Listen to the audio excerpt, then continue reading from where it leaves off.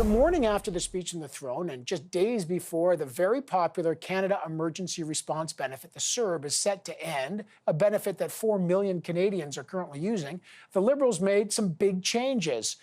EI and 3 new programs that require legislation will give people apparently the exact same amount of money as the CERB did. Instead of $100 less, as they'd initially proposed, now everyone will get that $500 a week. Did the Liberals just concede to the demand of the NDP, who asked that nobody should lose money when the CERB ends?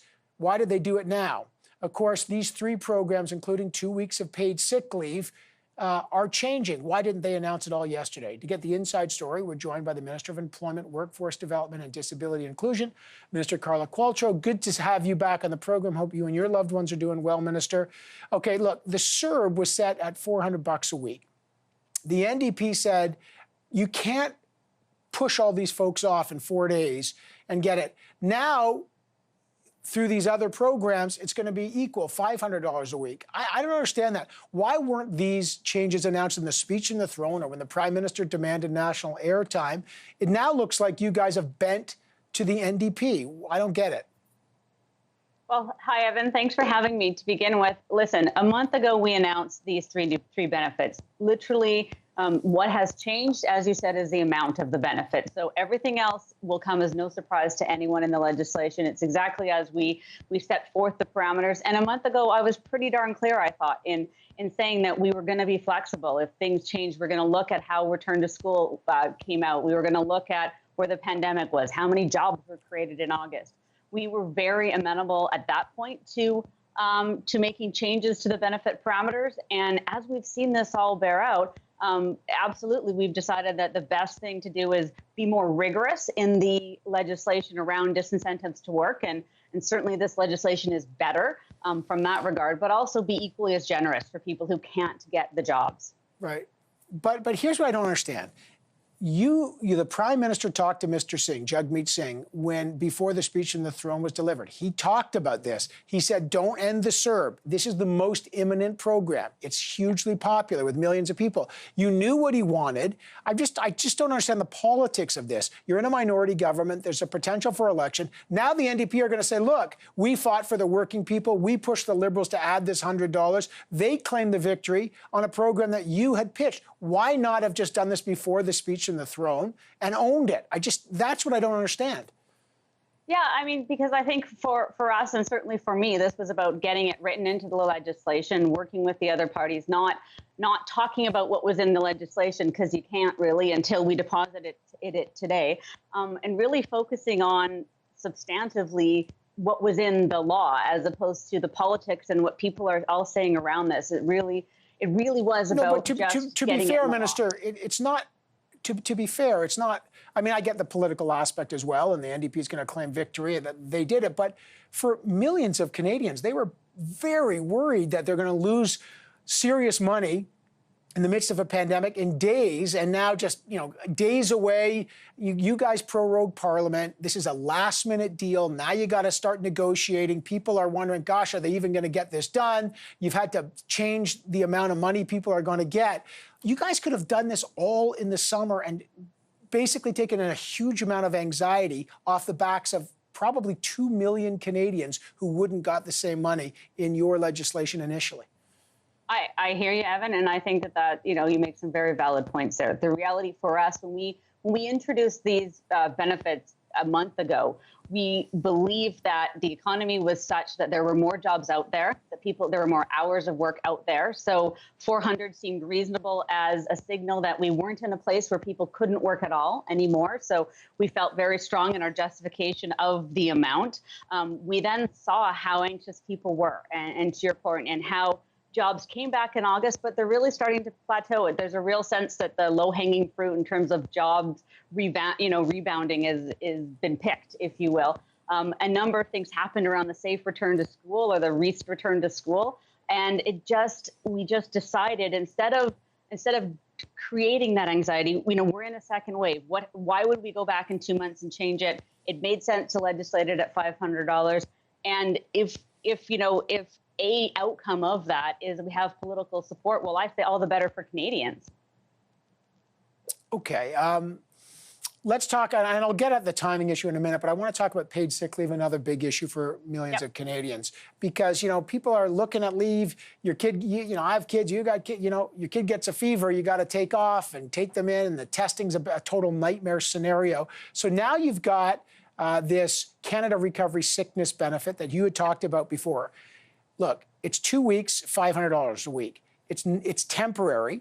It's not full replacement income, as I say, $500. A worker has to have lost 60% of their income before they can apply, which are high thresholds. The NDP wants better. Those are high thresholds. Will you bend on any of these in the legislation? Well, just to correct you, the version of the bill we tabled today was actually 50% now. So 50% reduced time you have to be working. It's no longer 60%. We tried to mirror the 50% reduction of income on the CRB side. So now you have to have not been able to work for half of the week instead of 60%. That's a semantic, but you're right. Listen, the reality is we're trying to get at our commitment to provinces and territories and the Safe Restart Agreement, our commitment to workers to make it a little easier to not work if you have symptoms or if you can't go to work because of COVID. And again, we think we struck the right balance, but we're having conversations with other parties around their suggestions as to what how we could make this more accessible for more Canadians, because that's the goal. Right now it's focused on COVID. Sorry, I talked too much. You're open. So no, that's okay. I want to listen to you. You're open. I just want to be clear. So you're open to changes potentially. You've lowered it now to the 50% threshold. Are you open to making this permanent? Are you open to making it if you just missed 2 days of work? Are you opening to lowering thresholds to make it more accessible? Well, first of all, with the 50%, people will have access to it for missing 2 days of work effectively because they will have missed.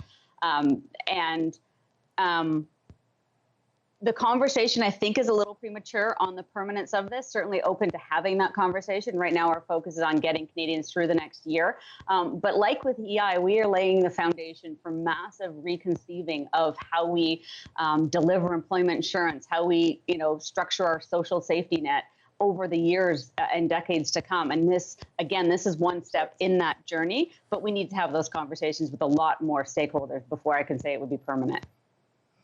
Just two quick last things. You've said to the opposition, you got to support this or you're going to punish millions of Canadians. And I get the timing, but doesn't the Liberal government take some responsibility? It was your government that prorogued. It was your government that is essentially putting this legislation on days before it happens. Why hold the political gun to their head? Why couldn't you have given everybody a little more time and de-stress all this by proposing this stuff way earlier? Well, a couple of things. First of all, I understand the position that we're all in now in terms of both the timing and the time constraints we're in. Our financial authorities expire at the end of September. So that particular part of the bill is even more urgent in some ways because we need to continue paying for these programs. But again, I don't think there's any surprises in any of the components of these bills. They mirror what has been done. The elements in the financial authority pieces have been debated in the House. The labor piece is exactly the same as for CERB. The CRB, as I proposed it a month ago, except for, as you pointed out, the amount. Yeah, absolutely. We are. This is going to be a lot of work, but I think we're all motivated to do it. I don't think we can't. I think that's a double day. I think we can. Okay, well, we'll find out. Here's my last question for you. Yep. Why is the government sort of retroactively responding to the testing crisis? You guys announced a new test assistance response team. Literally no details. Testing was supposed to be critical to the recovery, both from a health and an economic standpoint. The testing situation has been a disaster, as you and I both know. Why only now? And after, again, a 6-week break, why no details? As the Deputy Prime Minister said today, Evan, we recognize the importance of testing. We are, creating a federal surge capacity. We recognize the need for it. We always look back at these things and say we wish we would have done it a little sooner. This is now when we're doing it to support provinces. It's not our first investment in testing by far in the provinces. This is one of the next step in supporting provinces as we have from the beginning in terms of health measures and testing and tracing. It's our next attempt to be there for them in the best way we think we can. All right, I got to leave it there. Always a pleasure to have you on the program, Minister Qualtrough. Thank you so much, as ever. Nice speaking with you, Evan.